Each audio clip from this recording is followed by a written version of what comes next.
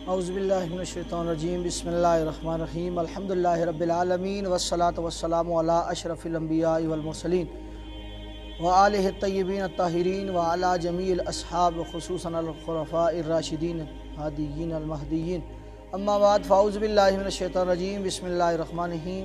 ग्रामी कदर अहबाब अस्सलामु अलैकुम व रहमतुल्लाहि व बरकातुहू। फ़िक़्ह के नए दर्स के साथ आपकी खिदमत में हाजिर हैं। ग्रामी कदर अहबाब याद रखें, रोज़ा के शरई अहकामात जिनमें से चंद एक का इल्म होना इंसान को ज़रूरी है। उनमें से वो आमाल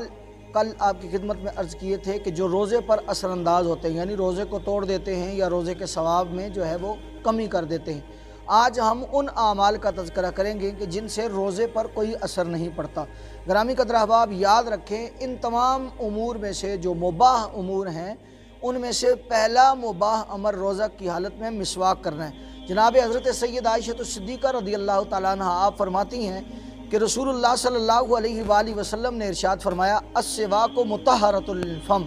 मरदातुल लिर्रब, कि मिसवाक मुँह की सफ़ाई का सबब और रब की रज़ा का ज़रिया है। और जनाब हज़रत सैयदना अबू हुरैरा, अच्छा ये सैयद आयशा सिद्दीक़ा की जो हदीस मुबारक जो मैंने आपकी रिवायत पेश की है, इसको बुखारी शरीफ में भी जो है नकल किया गया, और जो हज़रत अबू हुरैरा की रिवायत में पेश करने लगा हूँ ये इमाम अहमद बिन हम्बल ने और इसी तरह जमी अहले सुनन ने जो है इसको तज़किर जो है मज़कूर किया है। ग्रामी कदर अहबाब आका अलैहिस्सलाम ने इरशाद फरमाया, लौला अन अशुक्का अला उम्मती, कि अगर मैं अपनी उम्मत पर गिरा न समझता, ला अमरतुहुम बिस्सवाक इंद कुल्ल सलात, तो मैं अपनी उम्मत को हुक्म देता कि वो हर नमाज के साथ जो है वो मिसवाक किया करे। तो ग्रामी कदर अहबाब माह सियाम के अंदर जो है मिसवाक करना ये अमर मुबाह है, इससे रोज़े पर कोई असर नहीं पड़ता। हज़रत जनाब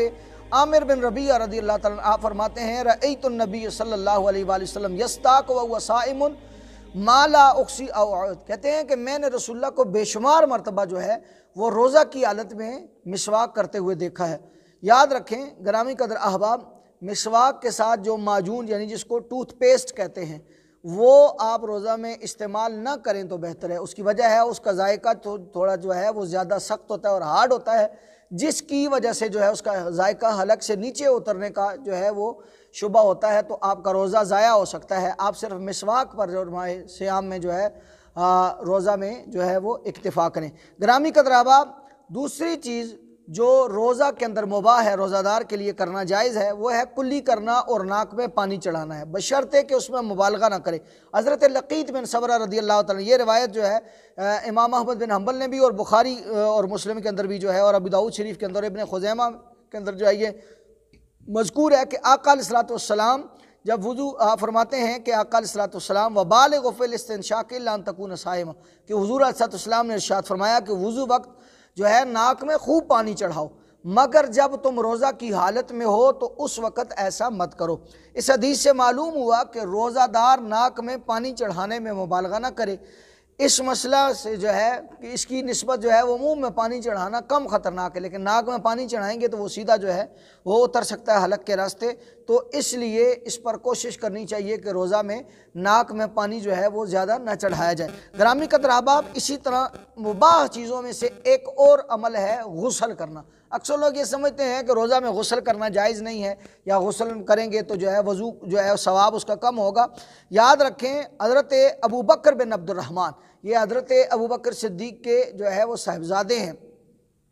और ये हज़रत मोहम्मद के वालिद साहब हैं, मोहम्मद बिन अब्दुर्रहमान बिन अबू बकर बिन अबू कहाफ़ा, ये जनाब सैयदना सिद्दीक़ अकबर के साहबजादे हैं। आप रिवायत करते हैं, फरमाते हैं कि लक़द रअयतु रसूलुल्लाह सल्लल्लाहु अलैहि वसल्लम बिल अर्ज यसब अला रअस इल्मा, कहते हैं कि मकाम अर्ज जो है ये मक्का और मदीना के दरमियान एक मकाम है। फरमाते हैं कि मकाम अर्ज पर हमने रसूलुल्लाह को देखा कि रसूलुल्लाह सल्लल्लाहु अलैहि वसल्लम अपने सर पर पानी डाल रहे थे, वहुवा साइमुम मिनल आतश औ मिनल हुर, के हुजूर प्यास या गर्मी की वजह से रोज़ा की हालत में अपने सर पर पानी डाल रहे थे। ग्रामी कदर अहबाब याद रखें, चौथी चीज़ है मुबाह अमर रोज़ा की हालत में जुनबी शख्स का जो है वो सहरी कर लेना। ये अक्सर लोग समझते हैं कि अगर फ़र्ज़ करें हम पे गुस्ल फ़र्ज़ है तो पहले गुस्ल करेंगे फिर सहरी करेंगे, तो वक्त जो है इस तरह सहरी का निकल जाता है और फिर भूखा रोज़ा रखते हैं। याद रखें, अगर आप पे गुस्ल जनाबत फ़र्ज़ है आप उसको डिले कर सकते हैं, आप पहले सहरी करें तसल्ली से, उसके बाद जो है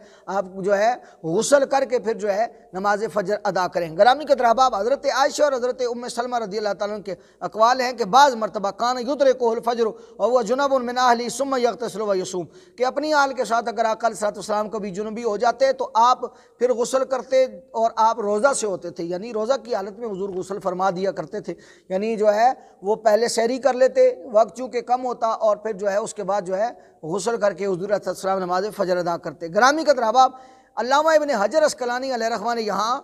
بڑی خوبصورت اس حدیث سے جو ہے وہ استنباط کی۔ آپ فرماتے ہیں کہ والجمہور علی الجواز مطلقاً، کہ روزہ دار کا جنابت کی حالت میں صبح کرنا مطلقاً جمہور اہل علم کے نزدیک جو ہے وہ جائز ہے۔ گرامی قدر احباب، یاد رکھیں حیض نفاس والی عورت کا بھی یہی حکم ہے کہ اگر اس ماں بہن بیٹی کو خون آنا رک جائے، رات کو رک جائے، تو ان دونوں کے لیے جائز ہے کہ وہ غسل کو صبح تک مؤخر کر سکتے ہیں، اور جو ہے روزہ کی حالت میں صبح کر لیں، اور پھر صبح کی نماز کے لیے جو ہے ان کو طہارت کرنی ضروری ہوگی۔ سحری کے لیے جو ہے غسل جنابت کا جو ہے اس سے جو ہے الگ ہونا یہ ضروری نہیں ہے۔ گرامی قدر احباب، انہی مباح چیزوں میں جو روزہ میں جائز ہیں، ایک چیز ہے پچھلے لگوانا۔ آج کل جو ہے خیر اس کا رواج ختم ہو چکا ہے، اس کی جگہ ایک اور چیز آئی ہے جس کو ہم اپنی زبان میں حجامہ کہتے ہیں۔ جگہ جگہ آپ نے دیکھا ہوگا حجامہ سینٹر بنے ہوئے ہیں، بلیڈ سے چھوٹے چھوٹے باڈی پر کٹ لگاتے ہیں، پھر اس کے بعد کپ رکھتے ہیں، پھر اس کو جو ہے وہ شکر سے سک کرتے ہیں، پھر جو ہے وہ جسم سے فاسد خون جو ہے وہ نکلتا ہے، اور پھر جو ہے اس فاسد خون کو صاف کر دیتے ہیں۔ یہ کئی بیماریوں کے لیے شفا ہے،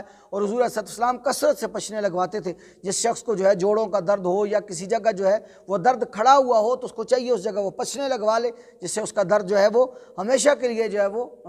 جا سکتا ہے۔ گرامی قدر احباب، حضرت عبداللہ ابن عباس رضی اللہ تعالیٰ عنہ آپ روایت کرتے ہیں احتجم النبی وهو صائم، کہ حضور پچھنے لگواتے تھے، حجامہ کرواتے تھے جب وہ حضور روزہ کی حالت میں ہوتے تھے۔ حضرت ابو سعید خدری رضی اللہ عنہ فرماتے ہیں ارخص فی الحجامۃ للصائم، کہ رسول اللہ صلی اللہ علیہ وسلم نے روزہ دار کو سنگی لگانے کی اجازت دی۔ پرانے زمانے میں سنگی اس کو اس لیے کہتے ہیں کہ وہ جانور کا سینگ جو ہے اس کو انہوں نے جو ہے بڑی اچھی طرح صاف کیا ہوتا تھا، تو جو سینگ کا موٹا طرف تھا وہ جو ہے وہ کٹ لگا کے اس جگہ رکھتے تھے، اور جو پتلی طرف ہے اس طرف سے ایک شخص جو ہے اس کو کھینچتا تھا، تو وہ جو گندا خون جس طرح آج کل جو ہے یہ کپس کے ذریعے نکلتا ہے اس طرح وہ خون نکلتا تھا، اس کو سنگی کہتے تھے، تو سینگ سے سنگی ہے۔ تو گرامی قدر احباب، علامہ ابن حجر عسقلانی یہاں فرماتے ہیں وَأَمَّا الْحِجَامَةُ فَالْجَمْهُورُ عَلَىٰ عَدْمِ الْفِطْرِ بِهَا مُطْلَقًا، کہ رہی بات حجامہ کی تو جمہور اہل علم کے نزدیک اس سے روزہ نہیں ٹوٹتا ہے۔ گرامی قدر احباب، حضرت انس بن مالک سے کسی نے پوچھا اَكُنْتُمْ تَكْرَهُونَ الْحِجَامَةَ لِلصَّائِمِ،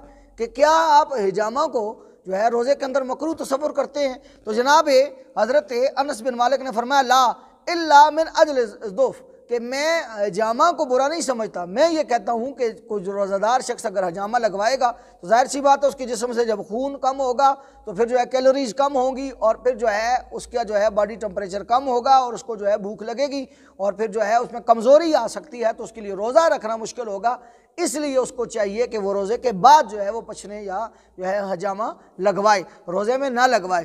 تو آپ فرماتے ہیں کہ میں نے حجامہ سے نہیں روکا، بلکہ میں نے روزہ دار کے بھلے کی بات کی ہے کہ وہ جو ہے اس میں اس کو کمزوری